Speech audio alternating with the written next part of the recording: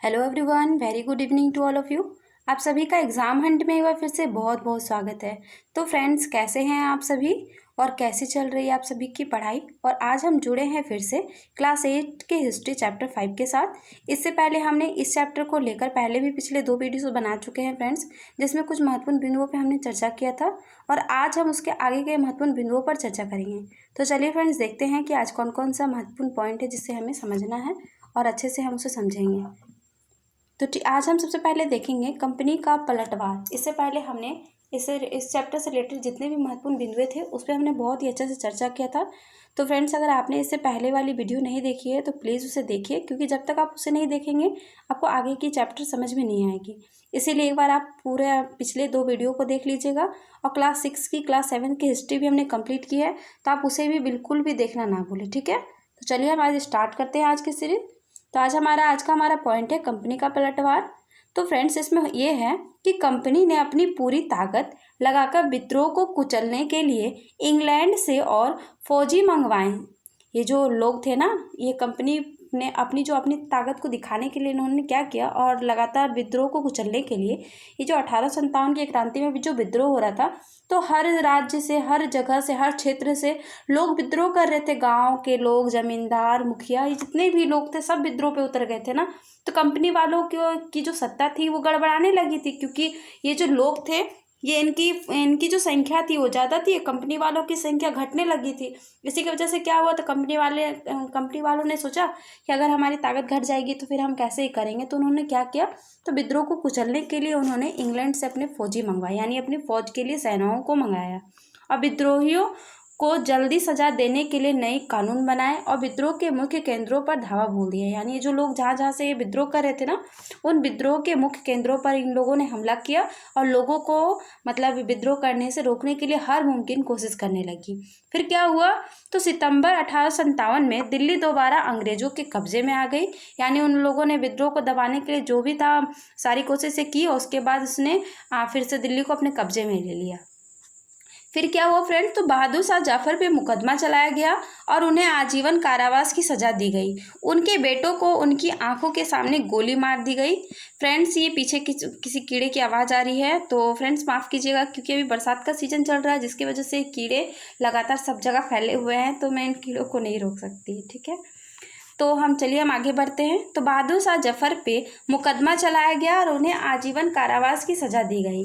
उनके बेटों को उनकी आंखों के सामने ही गोली मार दी गई। फिर क्या हुआ, तो अक्टूबर 1858 को बहादुर शाह और उनकी पत्नी बेगम जिन्नत महल को रंगून जेल में भेज दिया गया था। इसी जेल में नवंबर 1862 में बहादुर शाह की मृत्यु हो गई थी। तो इसका मतलब ये है कि 1858 को क्या हुआ था, तो बहादुर शाह उनकी पत्नी को जेल भेज दिया गया। फिर 1862 में बहादुर शाह की मृत्यु हो गई थी, ठीक है। उसके बाद पढ़ेंगे फिर मार्च 1858 में लखनऊ अंग्रेज़ों के कब्जे में आ गई। यानी लखनऊ से जो विद्रोह हुआ था तो उनको कंपनी वालों ने अपने कब्जे में ले लिया। फिर जून 1858 में रानी लक्ष्मीबाई की शिकस्त हुई और उन्हें मार दिया गया। फिर क्या हुआ, तो फिर तात्या टोपे मध्य भारत के जंगलों में रहते हुए आदिवासियों और किसानों की सहायता से छापामार युद्ध चलाते थे। यानी तात्या टोपे जो थे ना, वो जंगलों में रहकर ही क्या करते थे, तो आदिवासी और किसानों की सहायता से वो जंगलों से रह के अंग्रेजों के विरुद्ध छापामार युद्ध चलाते थे, ठीक है। फिर हम पढ़ेंगे विद्रोह के बाद के साल के बारे में। तो अंग्रेजों ने 1859 के आखिरी तक देश पर दोबारा नियंत्रण पा लिया था और ब्रिटिश संसद ने 1858 में एक नया कानून पारित किया था और ईस्ट इंडिया कंपनी के सारे अधिकार ब्रिटिश साम्राज्य के हाथ में सौंप दिए थे। फिर क्या हुआ, तो फिर ब्रिटिश मंत्रिमंडल के एक सदस्य को भारत मंत्री के रूप में नियुक्त किया गया और उसे सलाह देने के लिए एक परिषद यानी इंडिया काउंसिल का गठन किया गया। तो फ्रेंड्स, अगर आपसे पूछा जाए कि इंडिया काउंसिल का गठन क्यों किया गया, तो इंडिया काउंसिल का गठन इसलिए किया गया ताकि वो ब्रिटिश मंत्रिमंडल के सदस्यों को अपनी जो सलाह है वो सारी सब कुछ दे सके, ठीक है। अब हम बढ़ते हैं आगे। तो भारत के गवर्नर जनरल को वायसराय का ओहदा दिया गया था और उसे इंग्लैंड के राजा रानी और निजी प्रतिनिधि घोषित कर दिया गया था। उसके फलस्वरूप क्या हुआ, तो उसके फलस्वरूप अंग्रेज सरकार ने भारत के शासन की जिम्मेदारी सीधे अपने हाथों में ले ली थी, ठीक है। तो फ्रेंड्स, अब बढ़ते हैं हम आगे। अब हम देखेंगे कि इन चीज़ों को करने के बाद क्या हुआ था, तो देश के सभी शासकों को भरोसा दिया गया कि भविष्य में कभी भी उनके भू क्षेत्र पर कब्जा नहीं किया जाएगा। यानी उनका जो क्षेत्र है, उनकी जो अपना गांव है, अपना जो ज़मीन है, अपनी जो खेती है, अपने जो किसान हैं, उनकी जो भी इनकी ज़मीन है, उन क्षेत्रों पर ये लोग कब्जा नहीं करेंगे। तथा भारतीय शासकों को ब्रिटिश साम्राज्य के अधीन शासन चलाने की छूट दी गई थी। फिर क्या हुआ, तो सेना ने भारतीय सिपाहियों की संख्या बढ़ाने का फैसला लिया गया और सेना में सिपाहियों का अनुपात कम करने के लिए और यूरोपीय सिपाहियों की संख्या बढ़ाने का फैसला लिया गया। चलिए फ्रेंड्स, अब हम देखते हैं आगे की ओर। तो अब बारी आई थी अवध की। अवध, बिहार, मध्य भारत, दक्षिण भारत के सिपाहियों को भर्ती करने के बजाय अब गोरखा, सिखों और पठानों में से ज़्यादा सिपाही भर्ती लिए जाने लगे थे। यानी ये जो लोग थे ना, ये क्या करने लगे थे कि अब अवध, बिहार, मध्य भारत और दक्षिण भारत के सिपाहियों को भर्ती न के बराबर लेने लगे और उनके बदले में गोरखा, सिखों और पठानों में से सबसे ज़्यादा सिपाहियों की भर्ती किए जाने लगे। फिर क्या हुआ, तो मुसलमानों की ज़मीन और संपत्ति बड़े पैमाने पर जब्त कर ली गई। उन्हें संदेश व शत्रुता के भाव से देखा जाने लगा और अंग्रेज़ों को लगता था कि यह विद्रोह उन्होंने ही खड़ा किया है। यानी ये जो सारी विद्रोह हैं, ये किसने खड़ा किया, तो अंग्रेज़ों को लगता था कि यह मुसलमानों ने ही खड़ा किया है। ठीक है। फिर हुआ, तो अंग्रेज़ों ने फैसला किया कि वे भारत के लोगों के धर्म और सामाजिक रीति रिवाजों का सम्मान करेंगे। अगर इन लोगों ने इन रीति रिवाजों का सम्मान करना स्टार्ट कर लिया तो ये लोग भी इन लोगों का सम्मान करेंगे। फिर भूस्वामियों और जमींदारों की रक्षा करने तथा जमीन पर उनके अधिकारों को स्वायत्त देने के लिए नीतियाँ बनाई गई, जो बहुत ही ज़्यादा महत्वपूर्ण था फ्रेंड्स। अब हम पढ़ेंगे खुदी संग्राम यानी पाइक विद्रोह के बारे में। तो फ्रेंड्स, ये क्या है, तो खुदी ओडिशा के दक्षिण पूर्वी भाग में स्थित एक छोटा सा राज्य था। 19वीं सदी की शुरुआत में 105 गढ़ों, जिसमें 60 बड़े और 1109 छोटे गांव सम्मिलित थे।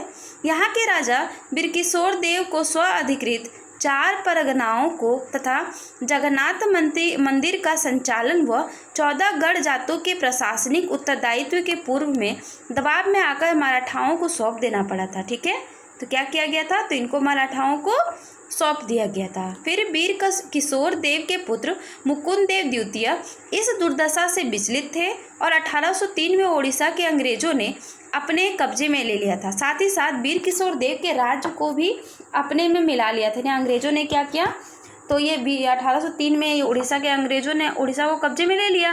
फिर वीर किशोर देव के जो राज्य था, उसके राज्य को भी अपने साम्राज्य में मिला लिया।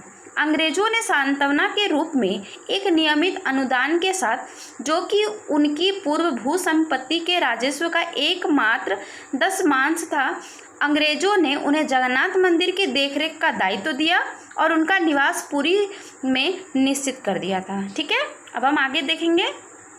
तो हमारा अगला पॉइंट है कि खुर्दा को अपने अधीन करने के बाद अंग्रेजों ने राजस्व निर्मित जमीन पर कर लगाने की नीति अपनाई। इसे राज्य के पूर्व सैनिक वर्ग, यानी जिन्हें पाइक कहा जाता था, जो सैनिक वर्ग थे उन्हें पाइक कहा जाता था, के नाम से जाना जाता था, उनका जीवन बुरी तरह से प्रभावित किया। फलस्वरूप 1805 से 1817 के बीच खुर्दा से बड़े पैमाने पर लोग जमीन छोड़कर चले गए थे। ठीक है। फिर खुर्दा को विस्थापित राजा का वंशानुगत सेना नायक जगबंधु विद्याधर महापात्र भ्रमरवर राय, जिन्हें लोग बक्सी जगबंधु के नाम से जानते थे, वह ऐसे बेदखल हुए जमींदारों में से एक थे। यानी ये जो जमींदार लोग बेदखल हुए थे, उनमें से बक्सी जगबंधु नाम के एक व्यक्ति थे, जो ऐसे बेदखल जमींदारों में से एक थे। फिर क्या हुआ, तो फिर हुआ ये कि व्यापारिक रूप से बक्सी जगबंधु भिखारी बन गए और 2 साल तक उन्होंने खुर्दा के लोगों को स्वैच्छिक दान में अपना गुजारा किया था। यानी लोग जो दान देते थे ना, उसी दान से वो अपना गुजारा करता था। अब है खुर्दा के लोगों की तकलीफ के बारे में पढ़ेंगे। तो अंग्रेजों द्वारा इस क्षेत्र में चांदी के सिक्कों का प्रचलन था। इस नई मुद्रा में राजस्व के भुगतान पर जोर देना पड़ा और खाद्य सामग्री की कीमतों में अभूतपूर्व वृद्धि और नमक की आपूर्ति में कमी आई। यानी वृद्धि और नमक की जो आपूर्ति थी, इसमें कमी आ गई। फिर स्थानीय जमींदारों की कलकत्ता में नीलामी, जिसके कारण ओडिशा में बंगाल के जमींदारों का आगमन हुआ। यानी स्थानीय जमींदारों की कलकत्ता में जब नीलामी होने लगी जगहों की, तो फिर क्या हुआ, तो बंगाल के जो लोग थे, यानी बंगाल के उड़ीसा के में बंगाल के जमींदारों का आगमन होने लगा। ठीक है। फिर 29 मार्च 1817 को इस संग्राम की शुरुआत हुई। फिर पाइकों ने बानपुर में स्थित पुलिस चौकी और अन्य सरकारी संस्थानों पर हमला कर दिया और 100 से अधिक लोगों की हत्या करने के साथ साथ सरकारी खजानों में से एक बड़ी रकम लेकर चले गए। फिर क्या हुआ, तो उत्साह से भरपूर जमींदार और रैयत में किसान होता है फ्रेंड्स, पाइकों से मिल गए और उन्होंने एक अभियान कर मत दो शुरू कर दिया। ठीक है। फिर 14 अप्रैल 1817 को बख्शी जगबंधु ने क्या किया, तो 5 से 10 हज़ार पाइकों और कंद जनजातियों के योद्धाओं की अगुवाई कर पुरी को कब्जे में ले लिया और फिर मुकुंद देव द्वितीय को राजा घोषित कर दिया गया। और उसके बाद स्थिति को हाथ में निकालता देख अंग्रेजों ने मार्शल लॉ लागू कर दिया। यानी ये जो लोगों ने क्या किया था, तो इन लोगों ने पुरी को अपने कब्जे में ले लिया था। इसी की वजह से स्थिति को जब हाथ से निकलता हुआ देखे अंग्रेजों ने, तो उन्होंने क्या किया, तो वहाँ पे मार्शल लॉ लागू कर दिया। जल्दी घोषित राजा पकड़े गए और उन्हें उनके पुत्र के साथ कटक में कारावास में डलवा दिया, यानी उन्हें जेल में डलवा दिया। फिर अंग्रेजों ने मई 1817 तक खुर्दा के संग्राम को लगभग काबू में कर लिया था।